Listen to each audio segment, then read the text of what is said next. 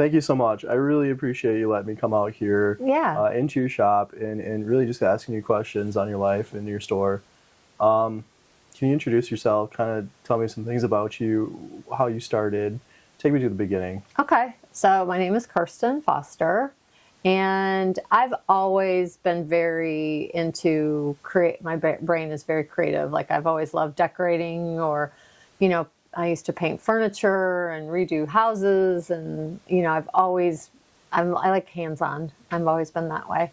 And so I've always kind of gravitated toward that or worked in jobs towards that. And then in North Carolina, I was working for a girlfriend, and I was, doing all this furniture and decorating and things. And then I'm like, why am I not doing this for myself too? Because I think I was always comfortable helping others get successful than really putting that effort into myself. And I think that was just like kind of self-worth and, that inner child stuff. And so when I finally said, okay, this is really scary, but I'm going to do it. It was the best decision I made. To finally trust in myself and do it. So I really want to dive into that. Yeah. But first of all, give me kind of an idea on your shop here, on your store, Mercantile. Kind of describe what the product is that you're focusing on. Okay. General audience, customers. I feel like I have a very wide base of customer. I have all different ages. I don't know. I've always wanted it to be everyone's welcome here, just to look or to purchase whatever. But I wanted to create a safe space too, that people felt like they could come in, and if I said, "How are you doing?" and they can be honest and say, "Not great." And we can, if we have the opportunity, we could talk about that or whatever. So I've always wanted a space like that. But I also wanted goods that people, let's say clothing, that they could wear next year and the next year and the next year. Okay. I am really not into fashion that is thrown away, something that people can use over and over. Like I have vintage glassware because I think the old stuff is better than the new stuff. Right. I want, even my olive oil, I researched and I got the best olive oil that I could. And then I'm really conscientious of pricing. I don't want people to have to spend an arm and a leg for something. I try to really be conscious of the price point. And I want to make sure who's making it, the relationships, how they pay their employees. It's really important to me on their ethics and their quality of their product, all of it.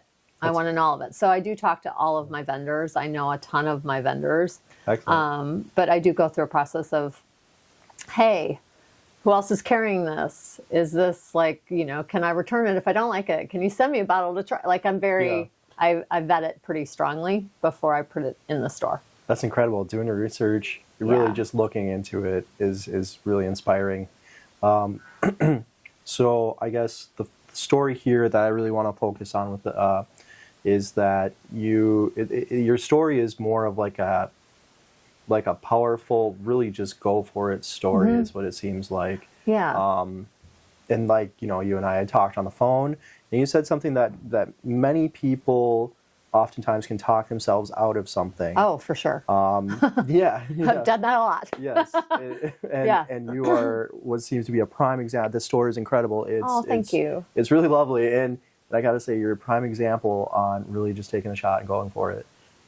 Thank you. Tell me about that. Well, I feel like I had, my parents did the best they could, but there was also a lot of encouragement as far as going for it, taking a risk, or really truly believe in yourself. I had so many doubts and so many, I was so uncomfortable, really taking a chance. What if I fail? Well, so what? You fail, you learn. Yep. I didn't have that mindset for a super long time. And so, I went to therapy, I worked on myself and did some things to finally be okay, so what if you fail?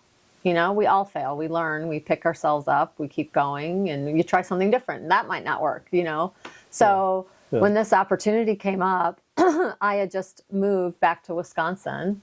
It's probably in my lowest place I'd ever been. All my children, were back in North Carolina, except for our daughter who came with us, who was not happy because she was in her senior year of high school, that she graduated early because she did not want to start a new high school first year. So everybody was in this not a great emotional space, and my boys were back in North Carolina, so we're all missing each other. And you know, starting over in your 50s, I was like, oh my goodness, like I have sister friends back in, you know, North Carolina and so forth. And you know, it was hard. The first year was really hard, I'm not gonna lie. Like, and I was angry, like at Eau Claire almost, but it had anything to do with Eau Claire. It had to do with me growing and also having quiet for the first time in a really long time, and having to like really face like doing something. Like like this opportunity came, and I'll never forget, I didn't sleep like for several nights because I was like, I don't know if I can do this. I can do this. I'm scared. What if it fails? What if I put our family in jeopardy with finances because I took this risk? Like I was doing that. And then finally I was like, okay, I'm going to lose this opportunity if I don't make a choice.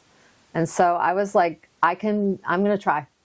And it was so scary. I mean, I sat in here with it empty going, what have I done?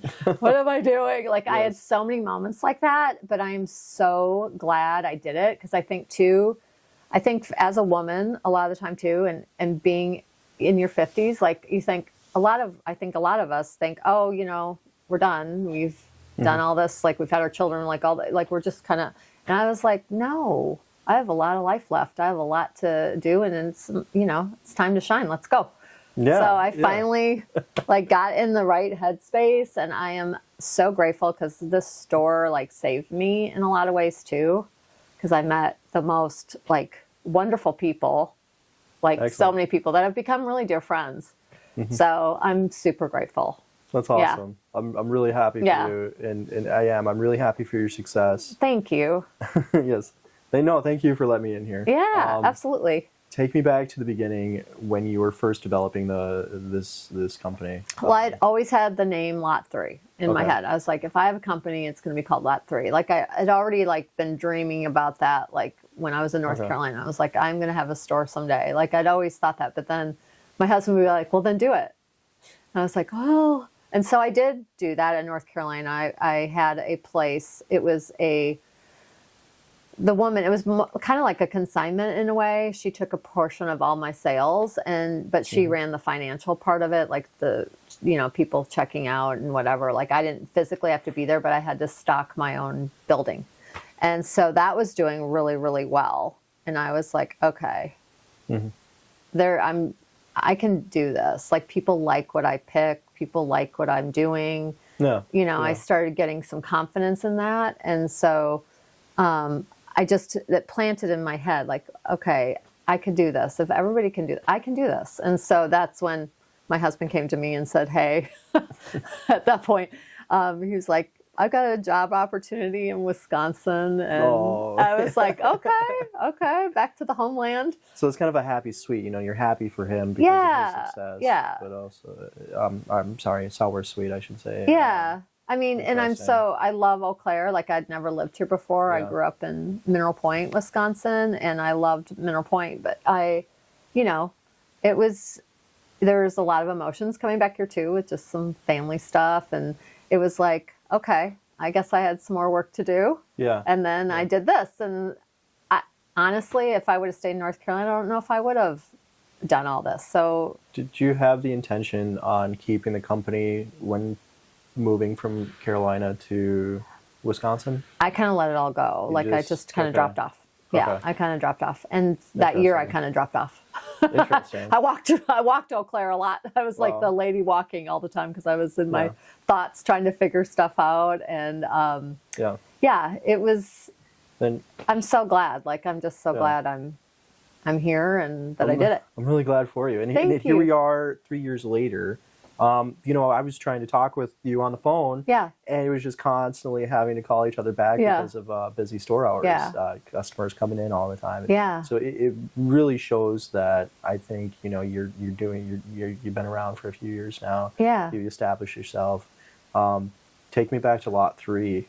Tell me about that. So Lot 3 is a beach access in North Carolina.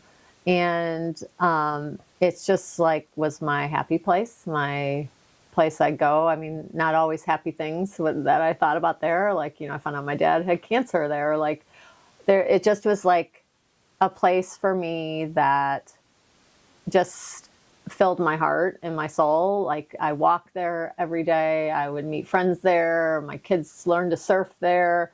Like, just, it was just like my space. Like, that's where I'd always go. I'd be like, hey, I'd call a friend, like, hey, let's meet at lot 3 and have a tea.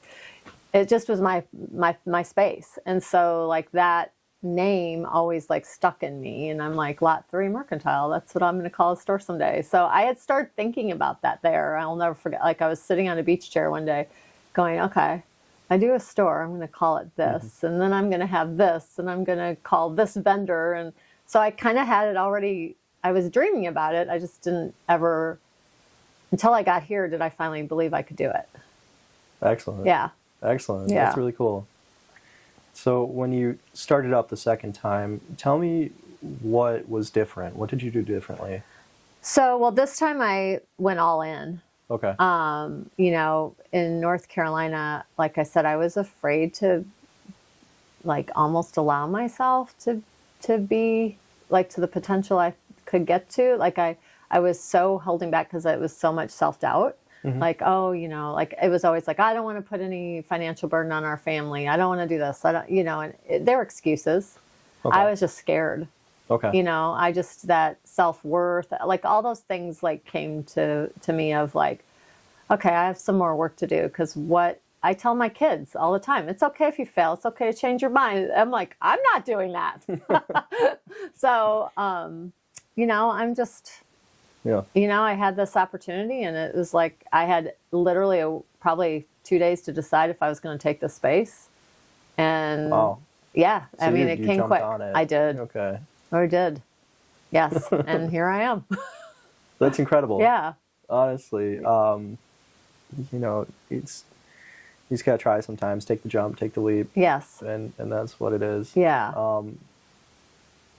Do you have any words of encouragement for anyone maybe watching this who could use some advice on something like that? Yeah. It's never too late. Okay. Let's say you're in your 50s, like I am. Okay. We got a lot of time. We're not done. We're not expired. You got a lot of time to do anything you want to do.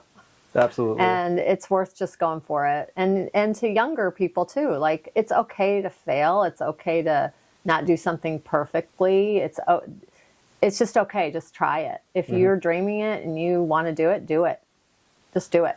You can always pivot, right? And it's okay to fail. Yeah. It's okay to switch it up. It's okay.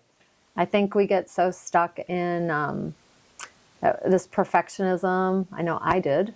Of things have to be this certain way. Well, that's not life, right? Right. Right. It throws us curveballs all the time. Yes. It's our mindset, right? Yep. Yep. So, I just go for it. Go for it. Yep, go for it. I love that. Yep. That's really inspiring. Yeah. Oh, wow, that's incredible. Is there anything else you want to add here? I just, I am just so grateful for the people that have shown up in the store and that continue to show up, like small business, Saturday. Like I got so many new people, but I had all the people that have been here. I call them my OGs, day ones. Like they just show up, and they show up for so many stores down here. And those people are like, I call them like the golden nuggets. They are just like the encouragers. They're the people that, that come in and they say to you like, this looks so good. Oh, I love this. Like, this is I feel so cozy in here. Like, they just give you those words of affirmation too that just keep you going. So, those people are what make downtown Eau Claire really succeeding, and like, it's working. There's a lot of really great businesses here, and I just hope people continue to go to them because we need them. It creates community. Yeah. And it creates a really great downtown. I mean, you can walk anywhere. I can walk and get a slice of pizza from a Leona's, which is a fabulous pizza place. I can go get great jewelry from Silver Feather. I can, Right. I can go get a cool vintage cardigan from Seven Sons. You've got great kids stores. You like Planet Kids. Like there's so many great stores here. We've got an indie bookstore, Daughters, which is fabulous. Like we have so many record stores. Like we have it all down here. People just need to come on down here and shop. That's awesome. Yeah. I love it. It's a great area, honestly. Eau Claire is amazing. It is. The music scene's even Yeah. better here. Yeah. Music scene is really good. I'm so inspired to see how you believed in yourself, even when you doubted yourself. You've tried even though you didn't know the outcome. There's so much that goes into this story where you had this idea, you started it, didn't quite work out, moved, started up again, and now we're here 3 years later, booming. Yeah, thank you. That's really inspiring, honestly, and I think that's a great story to share. Thank you. No, thank you so much for letting me Yeah. come out here. Yeah. Thank you so much. Yeah, thank you. It's been a great Yeah. pleasure talking with you, and it's a great thank honor. you. Thank you, Austin. I appreciate it. Excellent. Yeah. Lot 3, Mercantile. Check it out. Eau Claire, Wisconsin.